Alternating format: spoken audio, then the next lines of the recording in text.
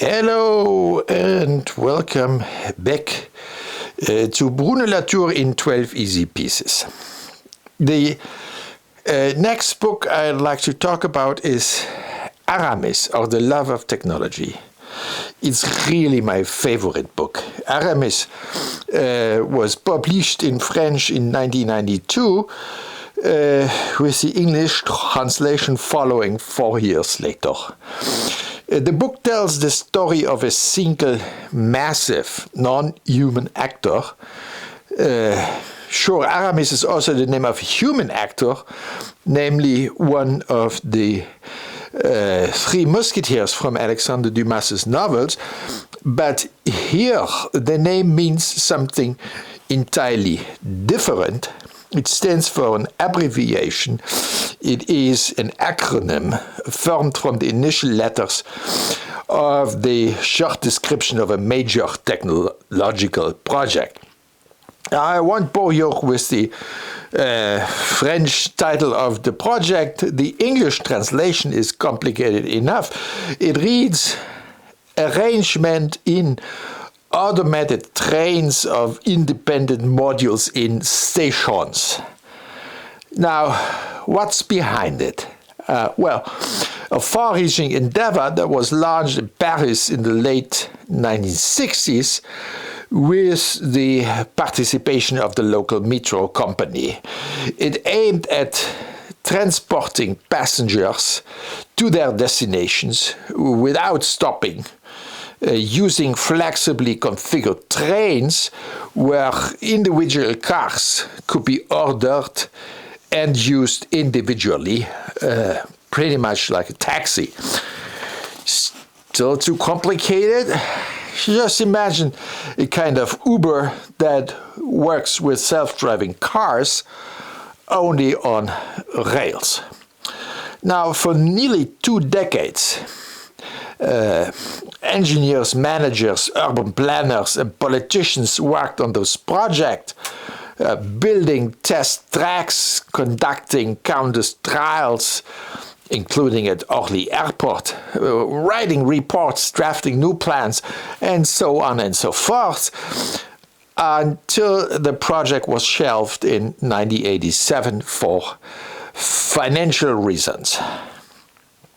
Shortly thereafter, I was happy to be commissioned to examine the failure of Aramis from the perspective of actor network theory. So I conducted a large number of interviews within the Aramis network, so to speak, primarily with the engineers, managers, and politicians involved.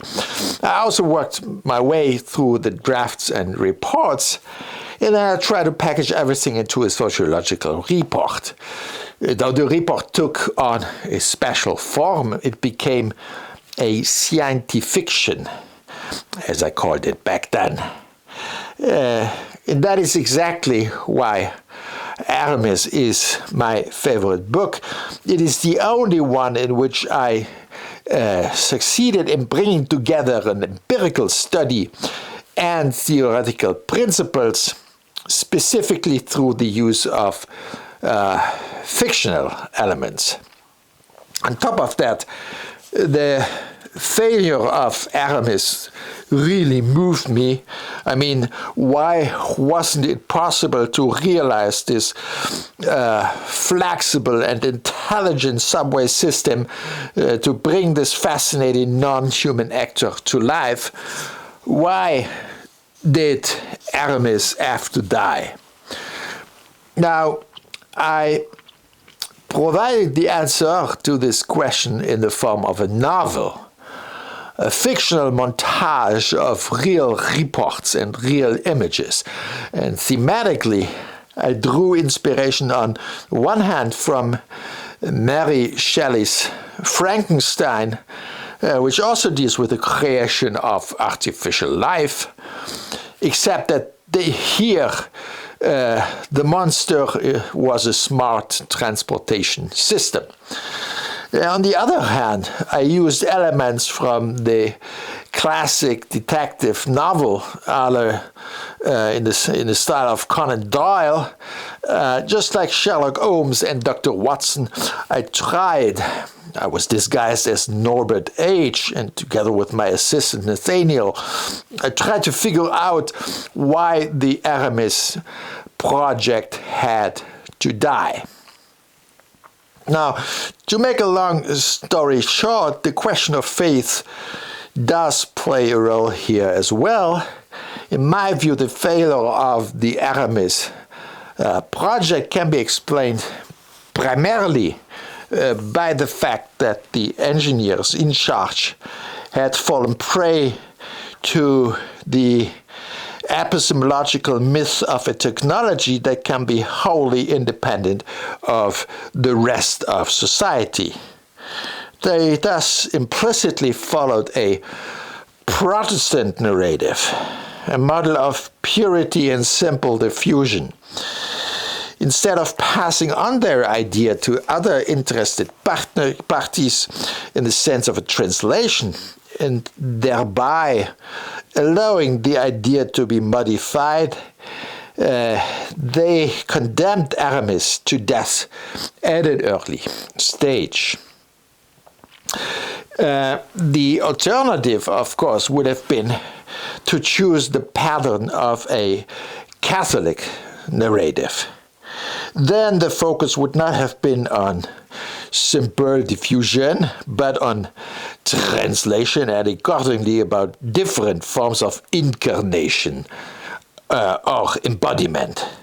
Aramis would have had a chance to become a concrete reality then. So the mode of existence of a technological object is closely linked to a specific form of exegesis. For me, it is a specific practice of interpretation that actually decides between existence and non-existence. We will delve into this further when we discuss my book on the modes of existence. But so much for now and about Aramis. That was the easy piece number 7. Thanks for watching, and I look forward to seeing you again soon.